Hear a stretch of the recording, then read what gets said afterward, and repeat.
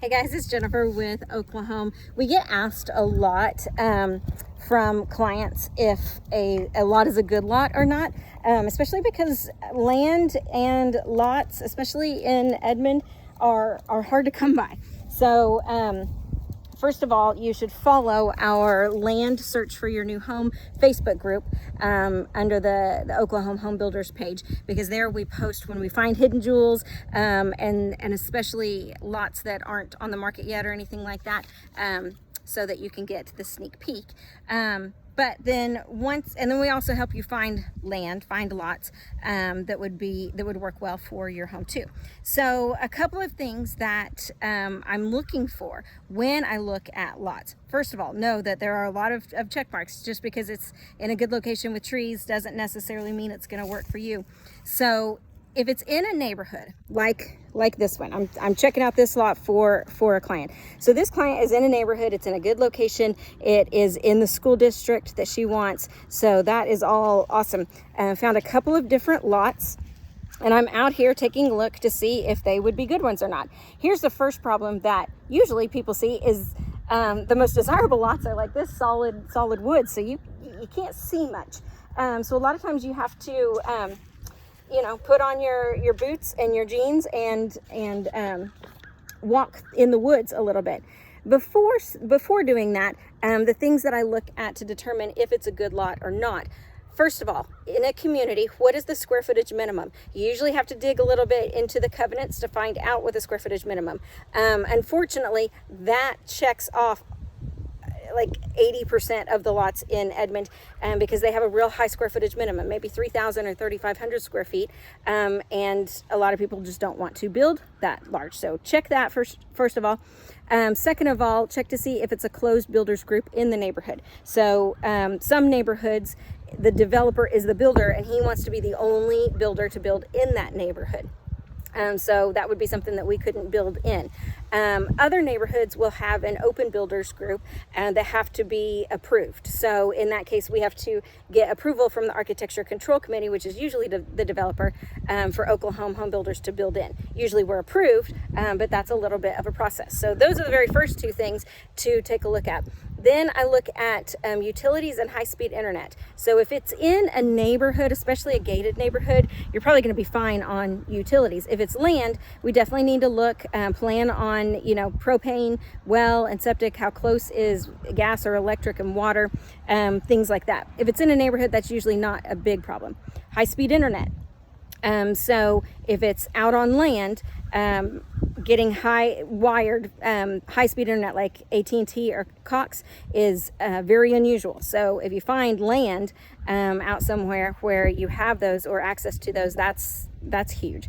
In a neighborhood, for the most part, they're going to be okay if it's a real a developed neighborhood with a lot of homes. If it's a smaller neighborhood or brand new neighborhood, that's questionable, and we'd have to look it up. Like for instance, this neighborhood that I'm looking at, it is pretty developed. There are only 3 lots left, but it's a real small neighborhood. There are only like 11 home sites, so it may not have been worth it to AT&T and Cox to run lines in here yet. So it'd be something that I definitely would want to research so that you know. Now, if it doesn't have AT&T and Cox, you can always do AeroSurf, or there's other satellite providers, which are really great too. They're just not the highest maximum speed. So it depends on what all you're doing with your internet at home.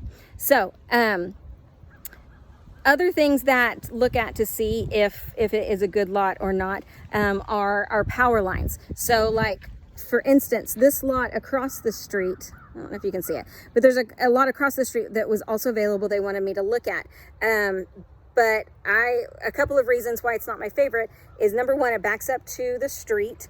If you want acreage, you probably don't want to hear the street noise if you can help it, unless there's a lot of trees to block it or anything. So if it backs up to a street noise, and then also if you can see power lines, so you can't see it in my video here, but this one has some electrical lines going overhead, which isn't bad. It's just unsightly if you have better options.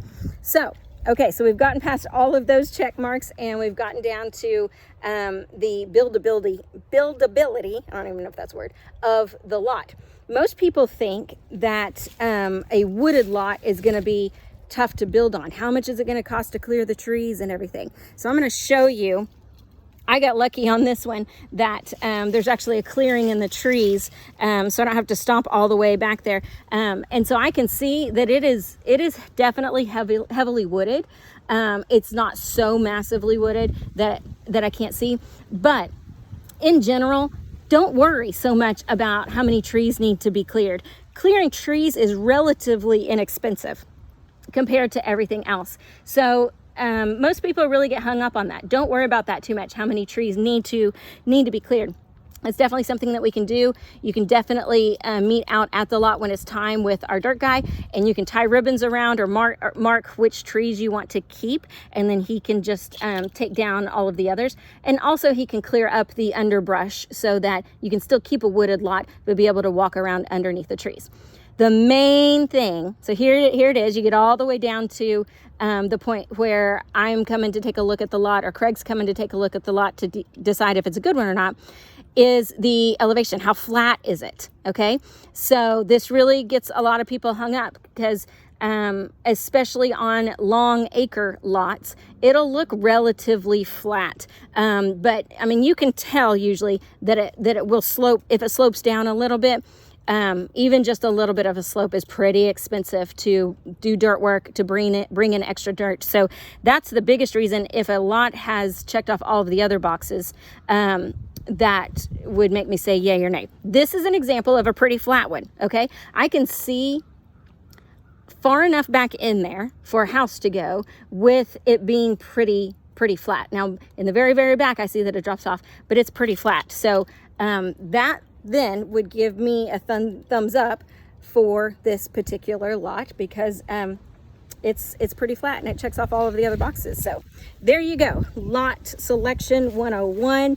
I definitely, I'll say this also, don't go buy a lot without having your builder take a look at it first. There are other hidden things, hidden red flags that we might be able to see ahead of time and save you some money. It breaks my heart anytime, and we've had this several times. People come and they say, guess what? We found this great lot and it was an awesome deal. We just closed on it. Now we want you to build a house on it.